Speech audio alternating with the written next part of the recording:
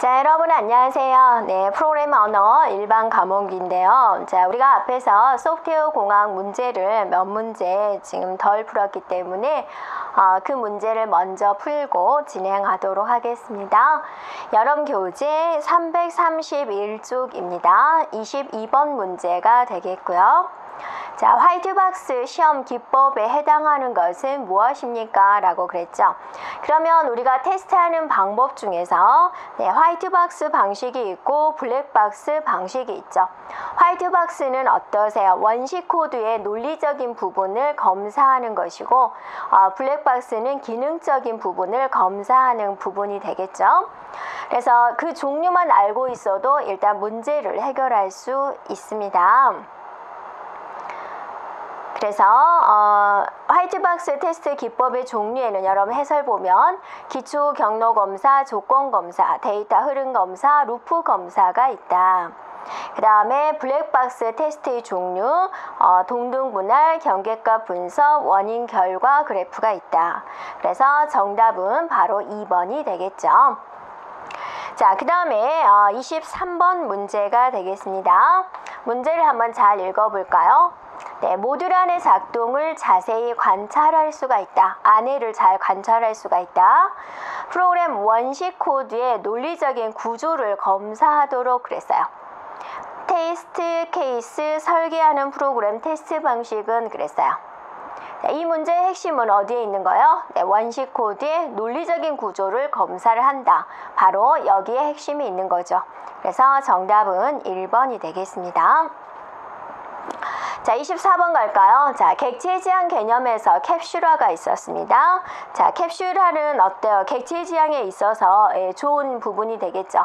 그래서 좋은 프로그램이 되려면 결합도는 낮아지고 응집도는 높아야 되는 거죠. 근데 1번에 보면은 캡슐화를 하면 객체들 사이의 결합도가 어쩐다 높아진다라고 그랬네요. 그럼 맞아요? 틀려요? 바로 틀렸죠. 네, 그래서 틀린 것은 1번이 되겠습니다. 결합도는 낮아진다가 되겠죠. 자, 2번 볼까요? 객체의 명세와 실체를 분리하는 기법이다. 캡슐화된 객체들의 재사용성을 향상시킬 수가 있다. 3번은 객체의 상세한 내용을 객체 외부로부터 숨기는 그런 정보 은닉과 관련이 있죠.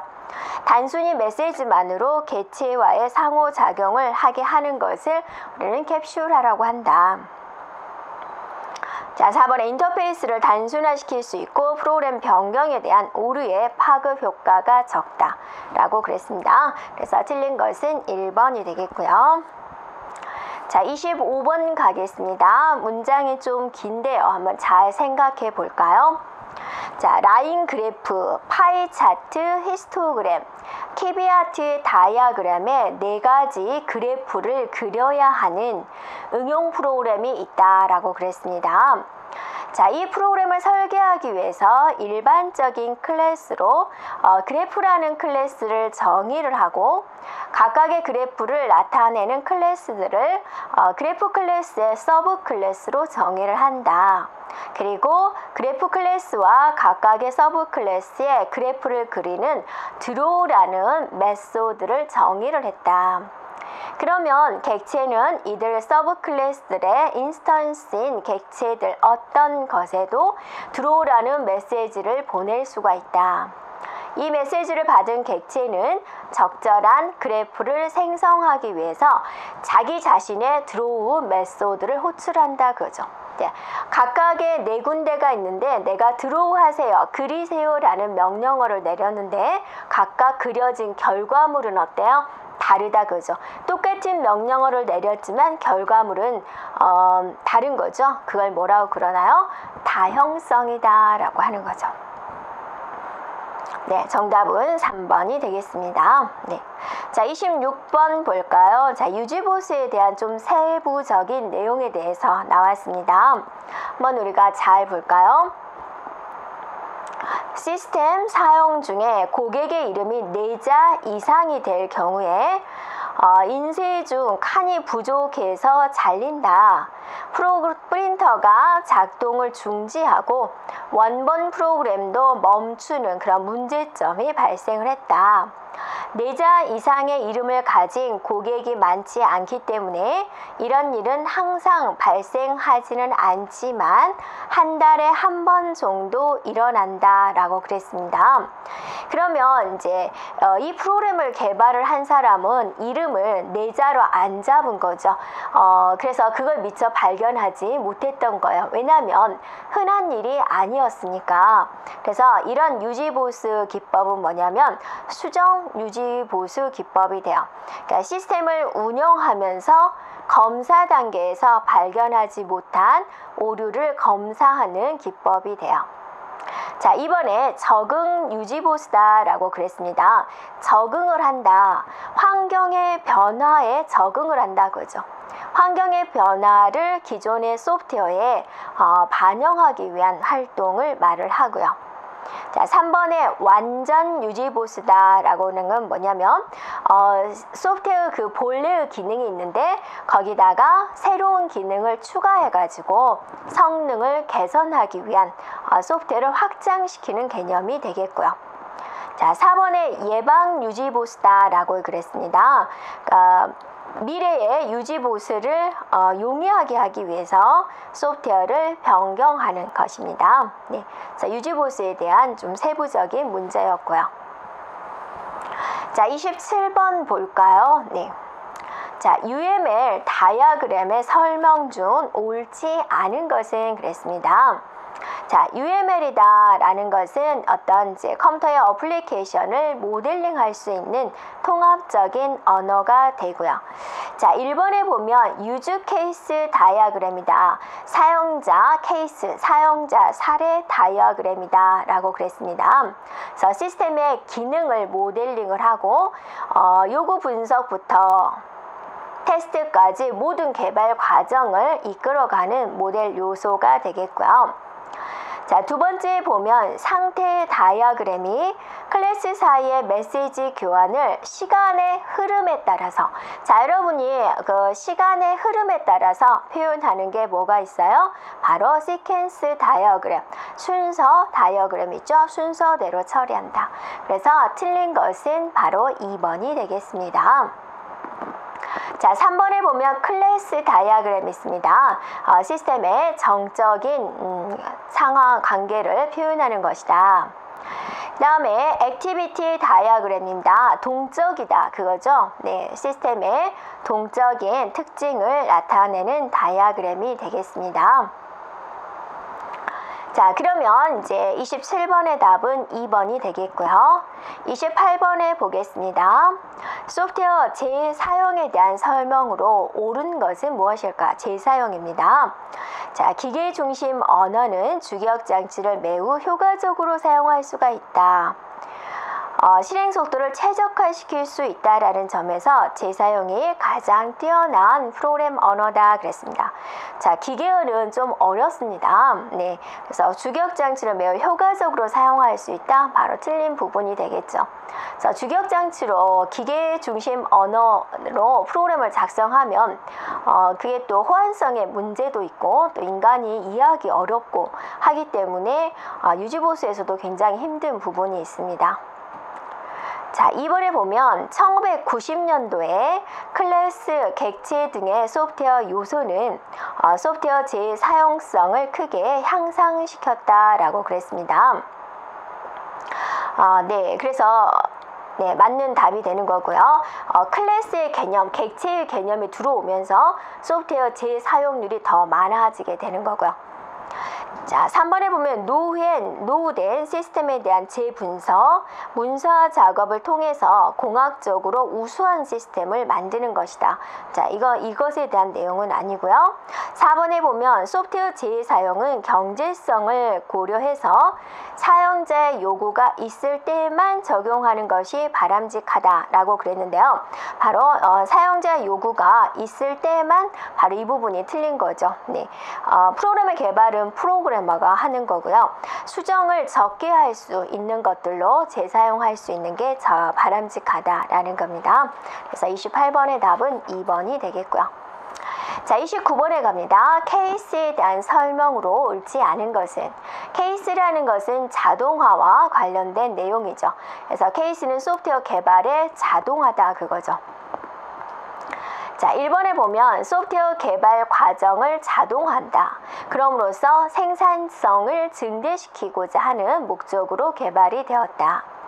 자, 2번에 보면 케이스는 소프트웨어 개발의 모든 단계에 걸쳐서 일관된 방법론을 지원을 한다.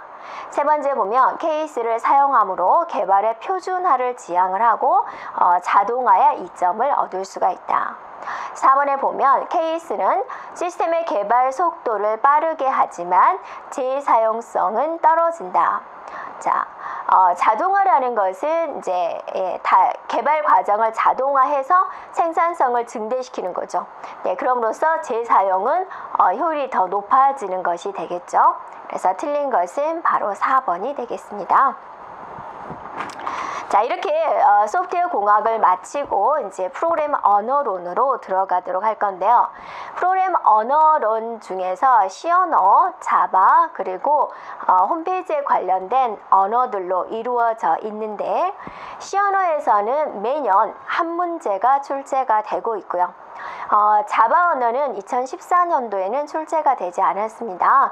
2012년도에서는 이제 자바 프로그램을 이제 조금 이해하는 한 문제가 출제가 되었고요.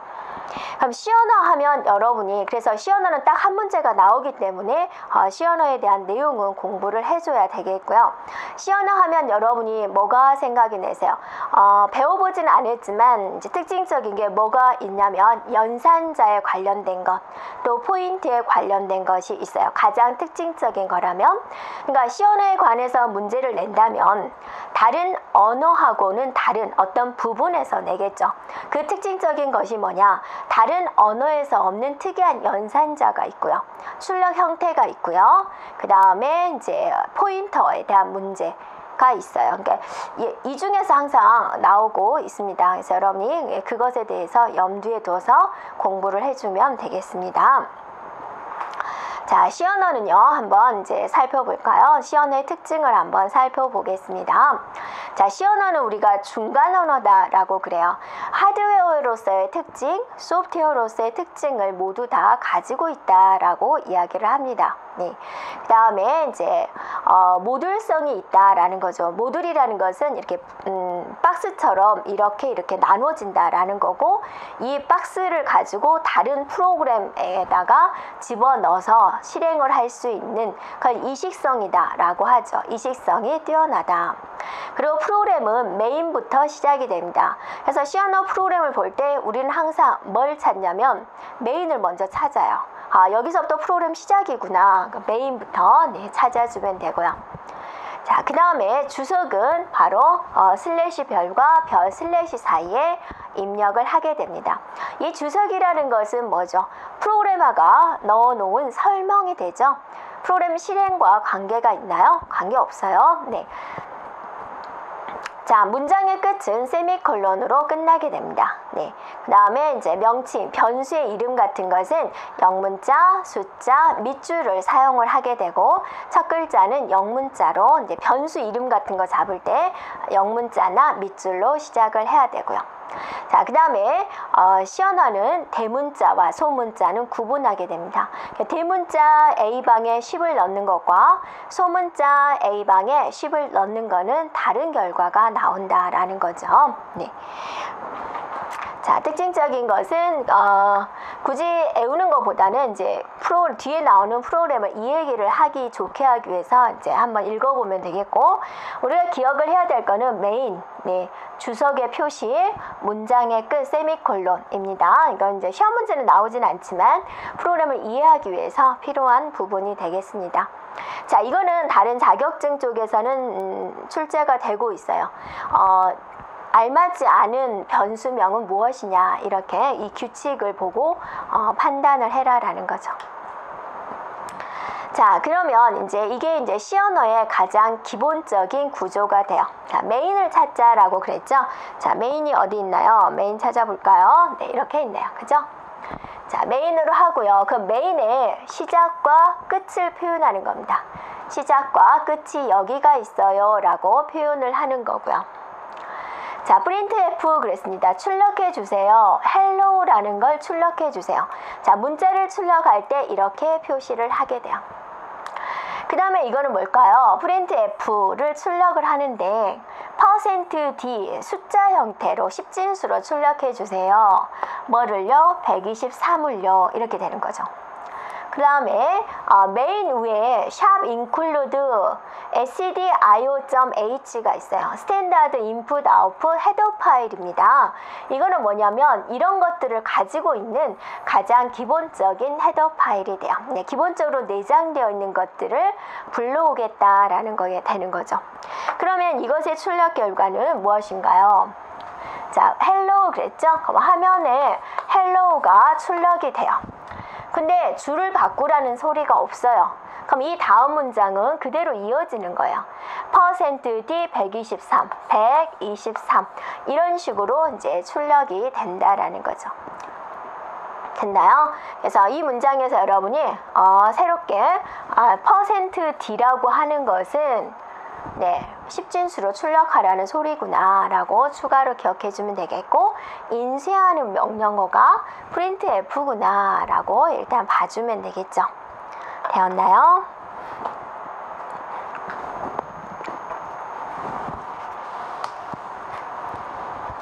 자, 그 다음 볼까요? 네. 자, 그러면 C 언어에 있는 표준 입출력 함수는 무엇일까 한번 살펴볼게요. 자, 여러분이 아까 뭘 살펴봤어요? printf가 인쇄하세요 라는 명령어다 그랬죠? 그러면 또 다른 명령어들도 많이 있겠죠? 근데 이것도 다 함수라고 이야기를 합니다. 자, 입출력 함수는 scanf가 되고 입력, 그 다음에 출력은 printf가 돼요. scanf는 이제 뭔가 입력 받아가지고 뭔가 처리하고자 할 때 사용이 되겠죠. printf는 뭐라 그랬죠? 출력할 때 쓰겠죠. get 가져오다 그거죠. 입력, 근데 문자로 가져와라 그러죠. get 캐릭터라고 썼어요. 그럼 얘는 뭐냐면 딱 한 문자를 가져오세요 라는 거예요. 딱 한 문자를 가져오세요. 자, put 캐릭터 put 어때요? 출력을 하는데 딱 한 문자를 출력하세요 라는 거예요. 자, get string 할 때 get s입니다. 이제 여러 개의 문자를 입력을 받겠습니다. 문자 열이죠. A, B, C, D, E, F, K, O, R, E, A. 자, 그런 식으로 된 문자 열을 입력을 받겠다라는 거죠. 됐나요? 네. 자, 그 다음에 putstring 합니다. 여러 개의 문자 열을 출력하겠다. 뭐 hello 한꺼번에 출력하겠다. 변수에 넣어가지고. 자, 그래서 이런 표준적인 입출력 함수는 stdio.h라는 그런 헤더 파일에 포함이 되어 있어요. 네. 그래서 우리가 프로그램 시작하기 전에 항상 뭐를 하는 거죠? 네, 이렇게 샵 include stdio.h 이 속에 들어있는 기본적인 함수를 가져온 다음에 프로그램이 시작이 되는 거죠. 자, 그러면 이제 우리가 printf 문장에 대해서 아주 자세히 살펴보도록 하겠습니다. 자, 출력하세요가 printf라고 그랬죠. 자료를 출력하는 이제 함수가 되는데요. 자, 여기서 아까 우리는 %d는 봤죠. d. 네. d는 봤는데요. d는 10진수였어요. f를 쓸 수 있어요. 이거는 소수, 실수를 출력할 때. c는 한 개의 문자를 출력할 때. %s는 여러 개의 문자 문자 열이죠. 네, 여러 개의 문자로 이루어진 문자 열을 출력할 때 사용이 되고요. 자, %o는 8진수 출력할 때. %x는 16진수로 출력해 주세요. %u는 부호 빼고 표시해 주세요. %e는 지수 형태로 표시해 주세요. %g는요, %f와 %e를 비교해 가지고 길이가 짧은 것을 사용해서 출력해 주세요 라는 거예요. 됐나요? 네. 자, 그러면 이런 출력 결과의 예상을 해봅시다. 원래는 여기 가려놔야 되는데요. 자, INT A는 456이다. INT 선언하면서 값 할당을 바로 했어요. 그러니까 A라는 변수가 하나 생겼고 걔는 정수만 기억할 수 있고 기억된 값은 456이다 라는 거죠. 네. 자, 그러면 이 문장을 이렇게 썼다 그거죠. printf %d. 자, 역슬래시에는 뭐냐면 줄을 바꿔주세요 그 말이 엔터다 라고 생각해 주면 돼요. A 값을. 그러면 자, A라는 변수가 가지고 있는 값을 십진수 형태로 출력을 해주고 줄을 바꾸시오. 커서를 아래로 내리시오 라는 뜻이죠. 그러면 출력 결과 뭐가 되는가요? 456이 출력이 되죠. 됐나요? 자, 그 다음에 얘는 %6t네요. A 값은 6t. 뭐냐면 6자리를 마련을 해서 거기 안에 456을 출력하시오 라는 뜻이에요. 그러면 자리를 6개를 마련한 다음에 숫자는 오른쪽부터 채워지게 돼요. 그래서 456이 여기에 채워지게 되죠. 앞에 그럼 남은 세 자리는 어떻게 되나요? 공백으로서 그대로 있게 됩니다. 그러니까 이거 같은 경우는 3칸 띄고 456이 출력이 되겠죠.